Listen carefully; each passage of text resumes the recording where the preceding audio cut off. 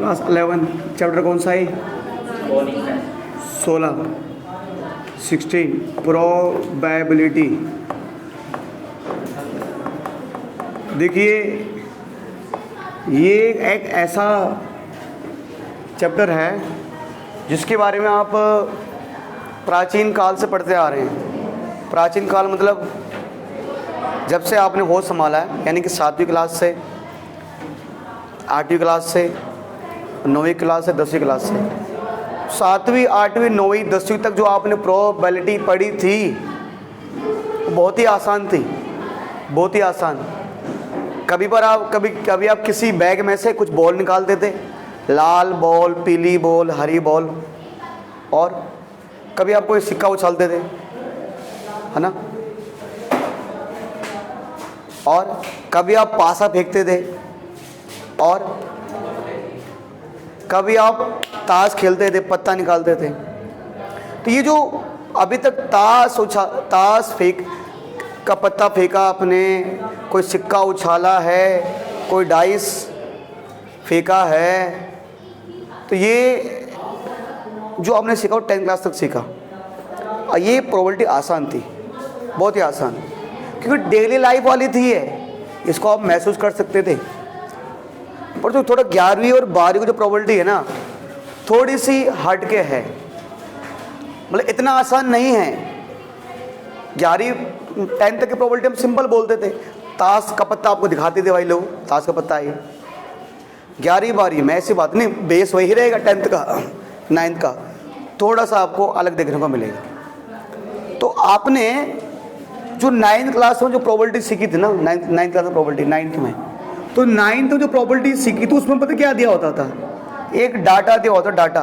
Data में क्या होता था कि ये बोलेगा बताओ कि यार मान लो जैसे एग्जांपल के लिए कि एक सर्वे किया गया, उस सर्वे में भी ये देखा गया, लोगों से पूछा गया कि भाई उनकी एज पूछी गई, मतलब 2000 लोगों पे सर्वे किया गया, 2000 लोगों पे उनकी एज पूछी गई। तो मतलब फिर एज के बाद लोगों को ग्रुप में बांट दिया कि जीरो, मान लो कि भाई 18 से 30 साल वाले, 30 से 50 साल वाले, 50 से 60 साल वाले, ये लोगों की एज है।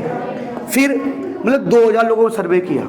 फिर यहाँ बोला कि आपने कितने एक्सीडेंट किए, 0 एक्सीडेंट किया है, 1 किया है, या 2 से ज़्यादा एक्सीडेंट किया है, या 2 किया है, या 2 से ज़्यादा।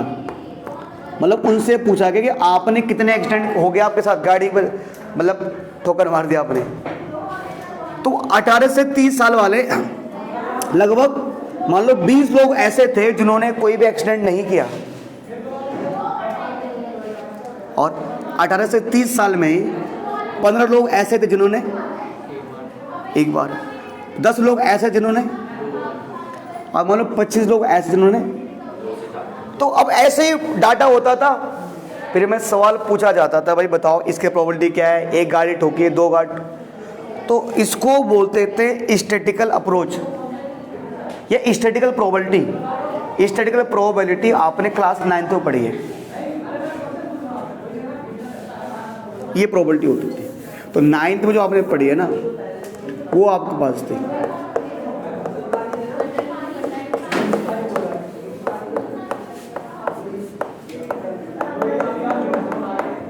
ये आपके पास थी।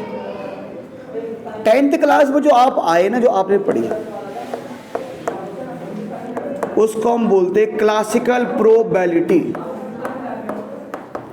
क्लासिकल प्रोबेबिलिटी, क्लासिकल मतलब क्या पढ़ा? सिक्का उछाला, ताश फेंका, डाइस फेंका। इसको क्लासिकल में इसलिए बोलते थे कि इसमें हम ये मान के चलते हैं कि जो आप कुछ भी फेंको, चाहे डाइस, अगर आप डाइस फेंकते हो तो डाइस में क्या आता है? डाइस में क्या आता है भाई?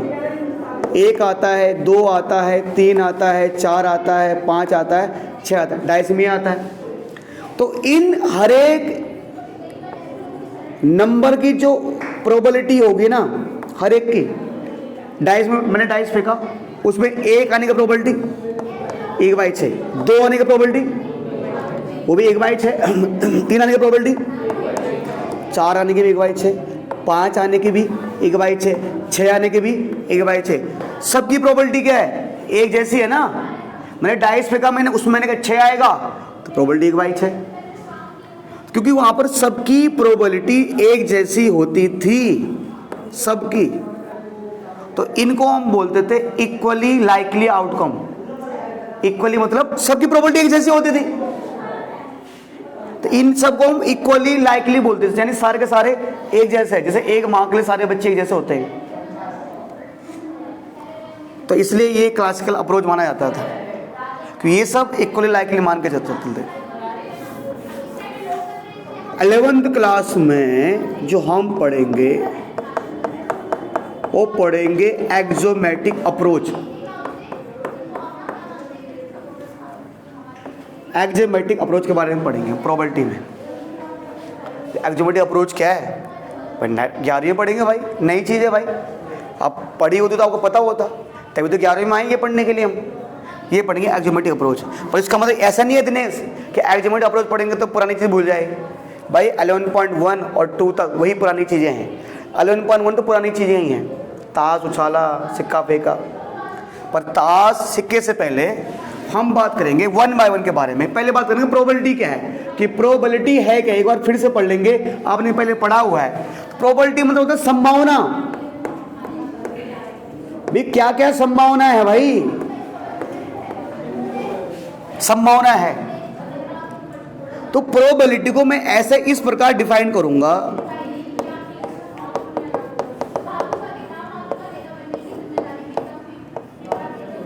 The possibility of happening of an event. मेरी भावनाओं को समझ जाने में क्या बोलना चाह रहा हूं? मैं बोलना चाह रहा हूं कि किसी घटना के जो घटने की संभावना होती है, किसी घटना इवेंट घटना है ना, हैपन मतलब वो घटेगी, पॉसिबिलिटी किसी घटना के, the possibility of happening of an event, किसी घटना के जो घटने की संभावना है उसे हम प्रोबेबिलिटी बोलते हैं, प्रायिकता बोलते हैं। दिनेश भाई हमने क्या कर दिया? हमने सिक्का उछाला। दिनेश हम सिक्का आगे प्लीज आगे थोड़ा आगे आ जाओ। कमल हमने क्या उछाला? सिक्का उछाला। सिक्का ने हमने डाइस फेंका। अगर वो डाइस फेंका है, कमल जी अगर हमने डाइस फेंका है तो मैंने कहा उसमें 1 आएगा। क्या है? डाइस फेंका, ये क्या है? घटना तो है ये, तो उसमें 1 आएगा। तो 1 आने की संभावना क्या है? 1/6। तो जो 1/6 घटनाएं तो हैं, उसमें डाइस फेंका। अब डाइस फेंका तो उसमें कुछ भी आ सकता है भाई। 1 भी आ सकता है, 2 भी, 3 भी आ सकता है, 4 भी, 5 भी, 6 भी। अब मान लो बहुत सारे बच्चे बातें कर रहे हैं, मैंने कमल को मैं आगे लाऊंगा, कमल आगे बैठा है, ये भी घटनाएं तो है। या मान लो क्लास में बहुत सारे बच्चे बातें कर रहे हैं, अब मैंने दिनेश को पीट दिया, तो दिनेश पिटेगा या नहीं पिटेगा, ये भी तो घटना है। तो अब पिट भी सकता है, नहीं पिट सकता है, क्लास छोड़ के भाग जाए, ये भी हो सकता है, तो ये भी घटना है। तो यही प्रोबेबिलिटी है, यही तो बोलते हैं कि संभावना, मतलब कि क्या क्या संभावना है यार किसी भी चीज के होने की, जो जो संभावना हो सकती है उसे प्रोबेबिलिटी बोलते हैं। अच्छा, ये बात हो गई। अब जब भी जो भी प्रोबेबिलिटी है ना, तो कुछ चीज़ें तो ऐसी होती है जो हो जाती है प्रकृति में, पर कुछ चीज़ें हम खेलते हैं, हम करते हैं। जैसे डाइस हम फेंकते हैं यार, अपना वो ऐसे उछल जाता है। वो ताश तो हम उठाते हैं, सिक्का तो हम फेंकते हैं। तो ये जो हम काम करते हैं इसे क्या बोलेंगे?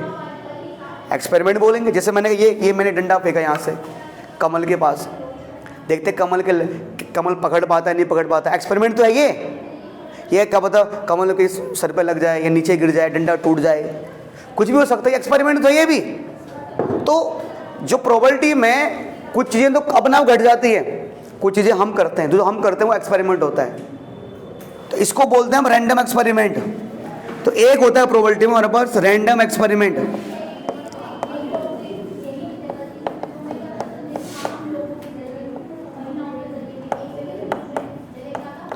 रैंडम एक्सपेरिमेंट मतलब कुछ प्रोबेबिलिटी में जो कुछ बेसिक टर्म के बारे में पढ़ रहे हैं। रैंडम एक्सपेरिमेंट मतलब जो हम कुछ भी कर रहे हैं, डाइस फेंक रहे हैं, रैंडम एक्सपेरिमेंट है। सिक्का उछाला, रैंडम एक्सपेरिमेंट है। एक बैग में से बहुत सारे बॉलों में से एक बॉल उठा रहे हैं, वो रैंडम एक्सपेरिमेंट है। तो रैंडम एक्सपेरिमेंट क्या होता है? अच्छा, रैंडम एक्सपेरिमेंट है क्या? मतलब कोई भी एक्सपेरिमेंट रैंडम एक्सपेरिमेंट तब होगा भाई। रैंडम एक्सपेरिमेंट क्या है? एक्सपेरिमेंट वो भी रैंडम एक्सपेरिमेंट तब होगा, पहली चीज उसके दो चीज़ें होनी जरूरी है। रैंडम एक्सपेरिमेंट के लिए दो कंडीशन जरूरी है। एक तो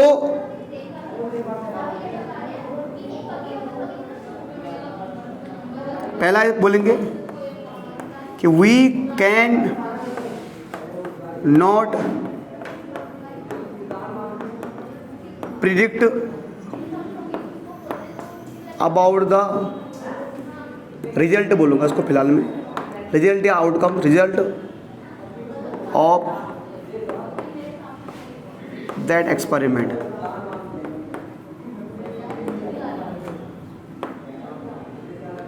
एक तो किसी भी एक्सपेरिमेंट को हम रैंडम एक्सपेरिमेंट तब बोलेंगे, एक तो जो उसके नतीजे आएंगे उनके बारे में भविष्यवाणी नहीं कर सकते। भाई भविष्यवाणी मतलब एकदम सही करना।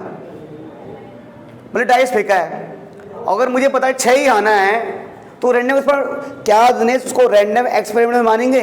नहीं मानेंगे भाई। ये चौक था, मैं इस चौक को फेंका यहाँ इधर, क्या पता है अब अगर मुझे पता है ये अगर लोहे की चौक है, अरे फेंकूंगा तो मुझे पता टूटेगी नहीं है, पर अगर मैं इसको फेंकता हूँ तो क्या पता उस बच्चे ने कैच कर ली। तो ये चौक मैंने फेंका तो तो फहीम क्या मुझे पता है इसके बारे में कि टूट जाएगी ये नहीं टूटेगी। तो मैं चौक फेंक रहा हूँ, ये टूट भी सकते हैं, नहीं भी टूट सकती है। तो जो इसका नतीजा होगा फेंकने के बाद, उसके बारे में लटवाल में भविष्यवाणी कर सकता हूँ क्या? नहीं। अगर लोहे की है तो कन्फर्म है भाई नहीं टूटेगी। तो फिर ये रैंडम एक्सपेरिमेंट, मैंने कहा कि मैंने लोहे की बॉल फेंकी, ये लोहे का चौक तो फेंक दिया मैंने उसको, तो मैंने कहा बताओ बेटा अब ये टूटेगी नहीं, तो ये रैंडम एक्सपेरिमेंट नहीं माना जाएगा क्योंकि कन्फर्म है, पता है नहीं टूटेगी है जेपी। तो रैंडम एक्सपेरिमेंट में क्या होता है, उसका जो आउटकम आएगा उसके बारे में हम सही भविष्यवाणी नहीं कर सकते, पता नहीं होता, फिर एक्सपेरिमेंट ही क्या है भाई वो। एक तो ये हो गया। दूसरा, मैं ये मानूंगा कि जो भी हम रैंडम एक्सपेरिमेंट कर रहे हैं उसके रिजल्ट एक से ज़्यादा होने चाहिए भाई, वही तो है। उसके जो आउटकम्स आएंगे वो एक से ज़्यादा होने चाहिए, है ना। तो मोर देन वन आउटकम्स बोलो या रिजल्ट बोलो, बात एक ही है। ये बार बार शब्द सुनने को मिलता है रैंडम एक्सपेरिमेंट हमें, क्या कि सर रैंडम एक्सपेरिमेंट क्या होता है? Sir the experiment in which there are more than one outcomes and we can not predict about the result of this experiment, उसको बोलते हैं। डाइस फेंकना, चौक फेंकना, बारिश होगी नहीं होगी, हालांकि ये तो प्रकृति करती है, रैंडम एक्सपेरिमेंट हो भी सकती नहीं हो सकती, तो उसको बोलते हैं रैंडम एक्सपेरिमेंट जो हम करते हैं। ठीक है जी, चलिए ये मान के चलो फॉर एग्जांपल के लिए इसको रैंडम एक्सपेरिमेंट तो नहीं बोलेंगे, पर मान लो कि भाई किसी घर में लड़का हो गया लड़की होगी, मतलब अमन है, अमन के 15 साल बाद 20 साल बाद शादी हो गई, अब उसका लड़का होगा लड़की वो हम भाई किसी को नहीं पता। ठीक है, अच्छा ये हमारे पास रैंडम एक्सपेरिमेंट के बाद बेटा हमारे पास एक चीज़ आती है, क्या कि हम बोलते हैं एक होता बेटा हमारे पास आउटकम्स, एक होता हमारे पास आउटकम्स। बार बार नहीं बोलते हम आउटकम्स क्या होंगे, आउटकम्स क्या होंगे। अरे भाई हम जो भी एक्सपेरिमेंट करते हैं, हमने डाइस फेंका तो जो उसके पॉसिबल नतीजे हैं, हमने भाई विनायक डाइस फेंका तो जो उसके नतीजे हैं, यानी 1 भी आ सकता है, 2 भी आ सकता है, 3 भी आ सकता है, 4 भी आ सकता है, 5 भी आ सकता है, 6 भी आ सकता है। तो हम जो भी एक्सपेरिमेंट करते हैं और जो उसके पॉसिबल रिजल्ट हैं, नतीजे हैं, उसे क्या बोलते हैं हम? आउटकम बोलते हैं। तो द क्या, द पॉसिबल क्या, the possible result of an random experiment.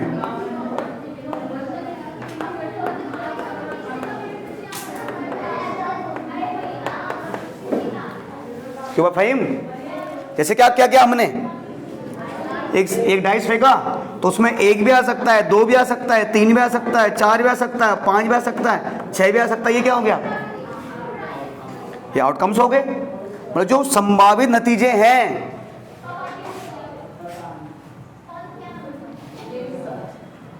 जैसे मान लो अभी देख लो, अभी क्या हो रहा है? अभी रसिया और यूक्रेन का युद्ध हो रहा है। अब उसके संभावित नतीजे क्या हो?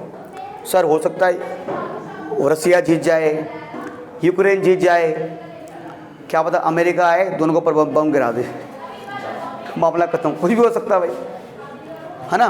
तो ये सारे जो संभावना है ये आउटकम्स हैं।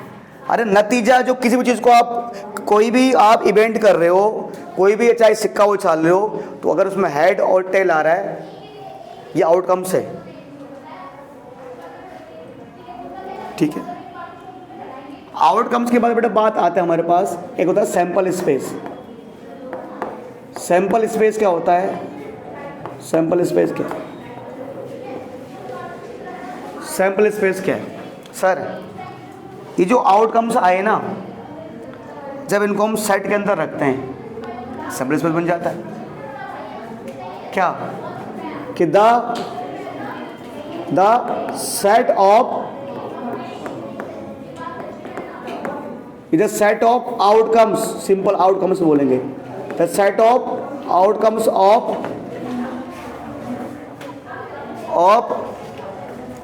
है ना, of a random experiment, the set of outcomes of random experiment is called sample space.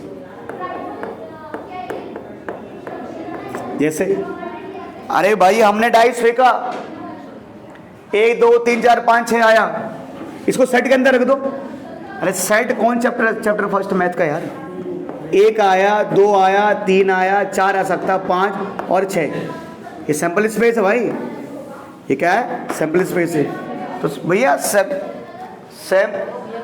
एक मिनट बेटा, सैंपल स्पेस और किसमें? सैंपल स्पेस और आउटकम में फर्क क्या है? अरे आउटकम्स संभावित, इतना फर्क है कि सैंपल स्पेस एक सेट होता है, खत्म। ये तो है सैंपल स्पेस का एक सेट बन गया, सबको एक साथ ले लिया हमने। आउटकम्स हम ये आउटकम्स हो गया।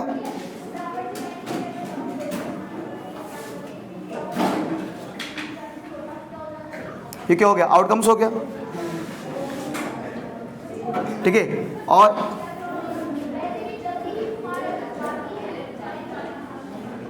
है ना, उसके बाद बड़े एक चीज हमारे पास और बन जाता है। जैसे आपने हेड एक सिक्के को आपने एक बार फेंका, उसमें एक सिक्के को आपने एक बार फेंका, उसमें हेड भी आ सकता है और टेल भी आ सकता है। ये वो हो गया। क्यों भाई? एक लास्ट चीज हमारे पास और आती है, उसको बोलते हैं sample point. Sample point, sample point कुछ नहीं है यार, सैंपल पॉइंट कुछ नहीं है भाई गौरव। जो हर एक एलिमेंट तो ये एक सैंपल स्पेस का जो हर एक आउटकम्स होता है, ये एक सैंपल स्पेस का जो हर एक एलिमेंट बोलो या क्या बोलो इसको, आउटकम बोलो, उसे बोलते हैं सैंपल पॉइंट। यानी कि इधर स्पेस है लिखने के लिए, ठीक है। तो मैं लिखता हूं कि each outcomes of each element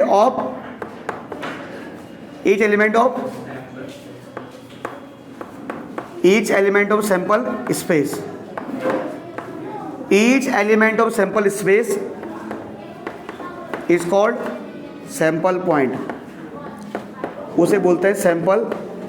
देखो ना, ये सैंपल पॉइंट है। एक एक चीज को कौन बोले सैंपल पॉइंट है यार। ये सेट है, किसी भी सेट का हर एक सेट नहीं बोलेंगे, सैंपल स्पेस का जो हर एक एलिमेंट है वो सैंपल पॉइंट होगा। जैसे ये सैंपल पॉइंट हो गया।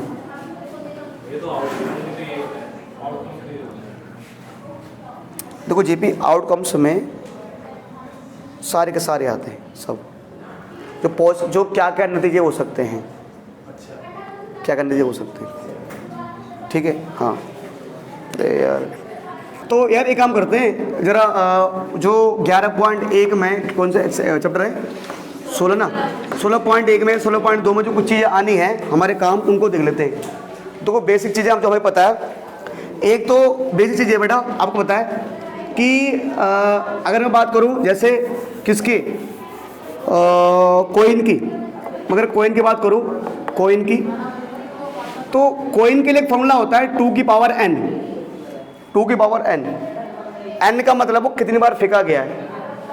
जैसे अगर कोई कोइन एक बार फेंका गया है, एक बार, तो n की जगह क्या रख देंगे, एक, तो 2 की पावर 1 क्या आएगा, 2। अगर कोई सिक्का 2 बार फेंका गया, 2 बार, तो n की जगह क्या आएगा, 2, n की जगह 2 आएगा, 2 की पावर 2 कितना आएगा, 4। अगर कोई सिक्का 3 बार फेंका गया है तो इसकी जगह क्या आएगा, 2, n की जगह क्या आएगा, 3, तो कितना आ जाएगा, 8 हो जाएगा। ऐसे ही अगर 4 बार फेंका गया तो n की जगह क्या आएगा, 4, क्या आ जाएगा, 16। ये आउटकम है।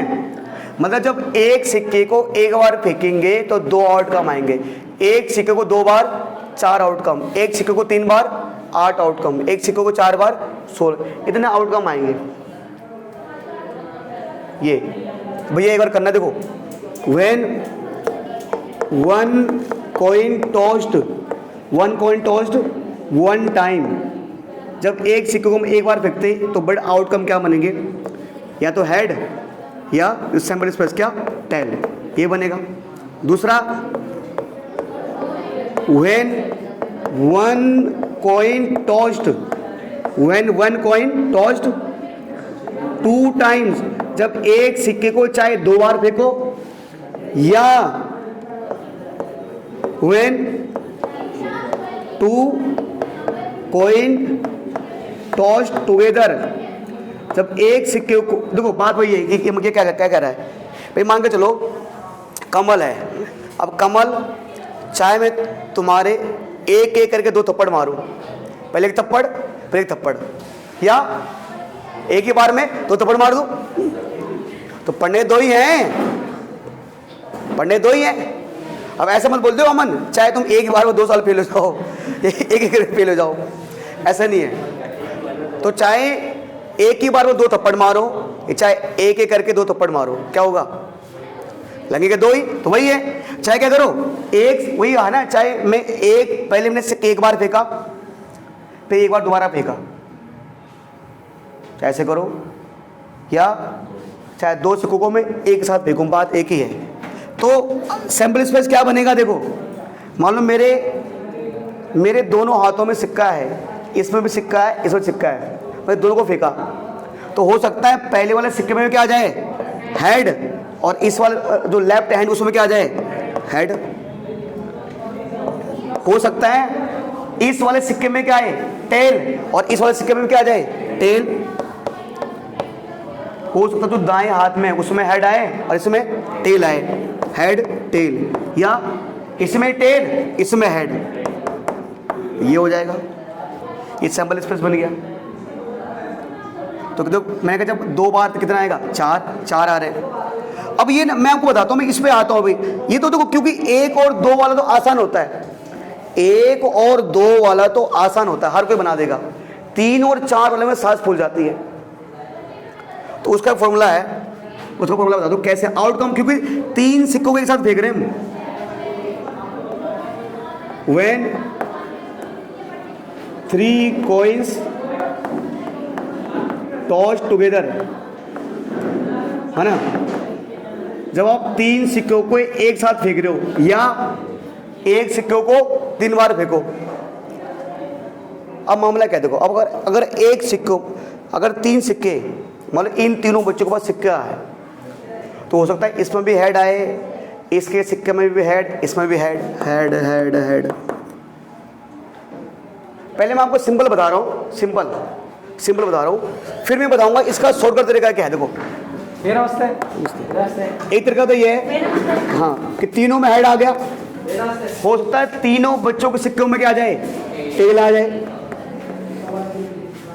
ये हो सकता है कि इस बच्चे के सिक्के में हेड, इसमें भी हेड, अगले में टेल, इसमें हेड, इसमें हेड, अगले में टेल। या पहले बच्चे के सिक्के में हेड, बाकी दो में टेल। ये सर पहले में हेड, अगले में टेल, अगले में हेड। ये पहले में टेल, अगले में हेड, अगले में टेल। ये सर टेल हेड हेड और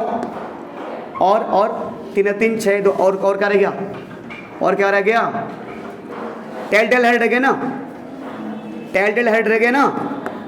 और कोई रिपीट तो नहीं हो रहा, कोई रिपीट तो नहीं हो रहा। 1 2 3 4 5 6 7 8 बन गए। तो कभी कभी बच्चे ने समझ, इसमें टाइम लगता है, समझ नहीं पाते क्या मामला हो रहा है, ये दिक्कत करता है कभी कभी, मतलब ये 8 बना नहीं पाते। तो दिनेश भाई इसका एक सिंपल तरीका है, इसका सिंपल तरीका ये है, क्योंकि भाई सिंपल क्या नाम था दिनेश, जब 3 सिक्कों को एक साथ उछालता है कितने आउटकम आएंगे, 8 आएंगे ना, 8। तो दिनेश जब 3 सिक्कों को एक साथ उछालेगा कितना आउटकम आएंगे, 8। तो देख 8 का आधा कितना होता है, 8 का आधा होता है 4। तो 4 हेड इधर लिखो और 4 टेल इधर लिखो। क्या बोला मैंने, क्योंकि एक सिक्के को 3 बार फेंकोगे तो क्या आएगा, 8 आउटकम आएंगे। पर जितना आ रहा है उसका आधा लिखो, उसका आधा करना है। तो बुक में टेक्निक नहीं लिखी, निंजा टेक्निक नहीं है, ठीक है।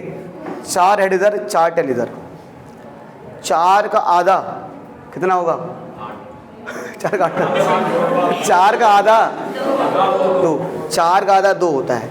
तो 2 हेड इधर, 2 हेड और फिर 2 टेल, 2 हेड फिर 2 टेल।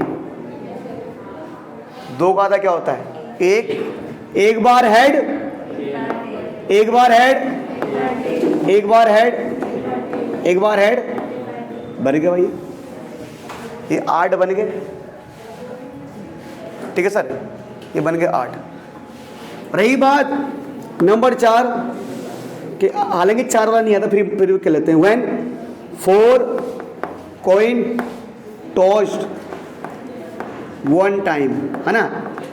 जब एक सिक्के को 4 बार उछाला या 4 सिक्कों को एक साथ उछाला, ठीक है। तो दिनेश इस केस में ये बता बेटा कितने, बता कमल कितने आउटकम आते हैं, 16। तो दिनेश हमें पता है, कमल हमें पता है कि 16 का आधा कितना होता है, 8 होता है। तो क्या करेंगे, 8 हेड 8 टेल। तो 1 2 3 4 5 6 7 8, 8 हेड और 8 टेल। 1 2 3 4 5 6 7 8 हो गए, 8 हेड 8 टेल। 8 का आधा 4 हेड, 1 2 3 4, 4 बार हेड फिर 4 बार टेल, 4 बार हेड और 4 बार, 4 का आधा 2 बार हेड 2 बार टेल, 2 बार हेड 2 बार टेल, 2 बार हेड 2 बार टेल, 2 बार हेड 2 बार टेल और 4 का और 2 का आधा 1 head tail head tail head tail head tail head tail head tail head tail head tail. बन गया भाई, ये 16 बन गए। और अगर आप ऐसे करोगे तो अगर किसी को बोलोगे ना तो वो बनाते बनाते थक जाएगा, ठीक है, टाइम लग जाएगा। इसमें आप 1 मिनट के अंदर चीज़ें बना दोगे, ठीक है। तो ये सिक्का था, क्योंकि ये सिक्के वाले बहुत सवाल आएंगे आपके पास। 16 पॉइंट 1 में पूछेगा और 2 में पूछेगा, बहुत सारे सवाल। 1 सिक्का 4 बार उछाला, 4 सिक्का 1 बार उछाला, ये तो मैंने पहले बना दिया है, तो दिमाग में खटाक से चीज़ें बोला, 1 सिक्का 3 बार उछाला, फटाफट हेड 4 बार कर लेना, ठीक है। क्योंकि ये तो क्योंकि तो सैम्पल स्पेस बनाने में ही दिक्कत आती है। एक तो किसमें, एक तो सिक्के वाले में और एक डाइस वाले में, ठीक है। अब एक सवाल डाइस वाला देखते हैं। अब इसमें कैसे सवाल आएंगे वो बाद में देख लेंगे भी एक्सरसाइज में। एक बार देखते हैं किसका, डाइस वाला, ठीक है। हाँ देखो डाइस में क्या है, डाइस में सूत्र क्या लगता है, 6 की पावर n का, ठीक है। अगर एक बार डाइस फेंकोगे तो क्या आएगा, 6 की पावर 1 यानी 6। 2 बार डाइस फेंकोगे तो 6 की पावर 2 क्या आएगा, 36 आउटकम आएंगे। 3 बार फेंकोगे 6 की पावर 3 यानी 216। ऐसे करते रहना वगैरह। तो when dice thrown one time, जब हम पासा एक बार फेंकते हैं तो डाइस एक बार फेंकोगे तो क्या आएगा, 1 आएगा, 2 आएगा, 3 आएगा, 4 आएगा, 5 आएगा, 6 आएगा। इसमें सवाल किस प्रकार का पूछेगा देख लेंगे हम, ठीक है। दूसरा, when dice थ्रोन 2 टाइम्स, या इसको क्या बोलते हो, थ्रो ही बोलते ना। ये जब 2 पास एक साथ फेंका, तो जब 2 डाइस को एक साथ फेंको, ये 1 डाइस को 2 बार फेंको, बात एक ही है, ठीक है। तो आपको पता है इसमें कुछ नहीं है। देखो इसमें पहले मैं सिंपल बात करता हूँ, सिंपल 2 डाइस है ना, तो मान लो 1 डाइस ये फेंक रही है, ये फेंक रही है, तो हो सकता है इसके डाइस में 1 आ जाए, तो इसके डाइस में 2 आ जाए। इसके डाइस में 1 आया, इसमें भी 1 ही आ गया। इसके डाइस में 1 आया, इसमें 3, इसके में 1, इसमें 4, 1 इसमें 5, इसमें 1, इसमें 6, कुछ भी आ सकता है ना। इसके डाइस में 2 आया, इसमें 1 आया, इसमें भी 2, इसमें भी 2। तो भाई इसका एक सिंपल तरीका होता है जो याद करने का बच्चों, क्या कि गिनती याद कर लो। गिनती को 11 से वाली है कि समझो 11 और ये 12 और ये 13 है। कॉमा ध्यान दो, कॉमा लगा रहा हूँ मैं, अलग अलग सेट है। और ये 14 है और ये 15 और ये 16। बता रहा हूँ, इसका मतलब बता रहा हूँ मैं। काउंटिंग याद, सैम्पल इस पर याद करने का तरीका है।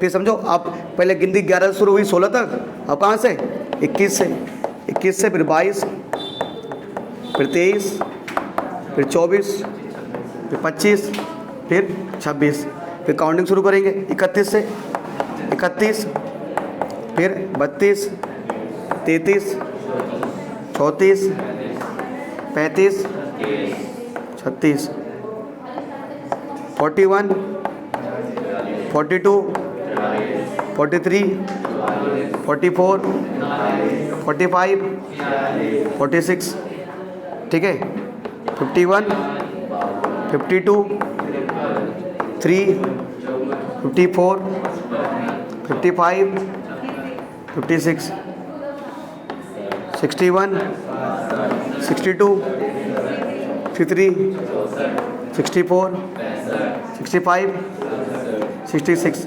आगे तो आएगा नहीं। तो ये क्या है बेटा, ये ऐसा सैंपल स्पेस है। क्या मतलब इसका, देखो इसमें क्या कुछ भी हो सकता है। जैसे भैया इसके डाइस में 6 आया, इसमें 5 आ गया, देख लो। भैया एक के डाइस में 4, एक के डाइस में 5, देख लो।